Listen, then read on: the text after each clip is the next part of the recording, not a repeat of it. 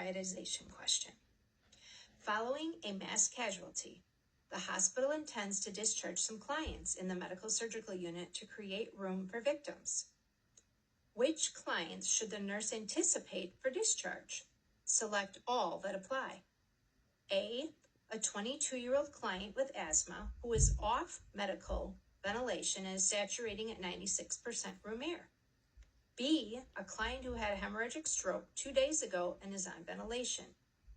C, a client who is 2 hours post-appendectomy. D, a client who had an uncomplicated cholecystectomy 24 hours ago and has vital signs within normal limits. E, a client with controlled type 2 diabetes mellitus who has undergone a foot ulcer debridement 1 hour ago. All right, how should we strategize to look at this question? I would say it's a priority question, and that's the strategy I would use. I would also look at the nursing process to assess for discharge readiness, always keeping in the back of your mind your ABCs of airway, breathing, and circulation. This could also be, you could also use the method of true and false to see if that helps eliminate some of the obvious things.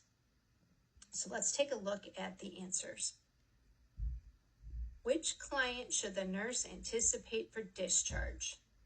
A 22-year-old client who is off mechanical ventilation and is saturating 96% room air. I would say this is a young person who is off mechanical ventilation and well oxygenated and doing well. So I believe this is a possibility. This is a correct answer. We could probably discharge this patient. B, a client who had a hemorrhagic stroke 2 days ago and is on ventilation. This one is a hard no. So we're going to just eliminate that one right off the bat. C, a client who is 2 hours post-appendectomy. This is another one who is a hard no for me. This patient is not stable for discharge. They are 2 hours post-op and require further assessment and intervention.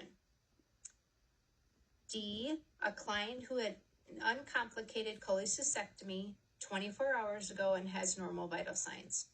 I'm going to say this patient is probably discharge ready. Their vital signs are normal and they are 24 hours post-op.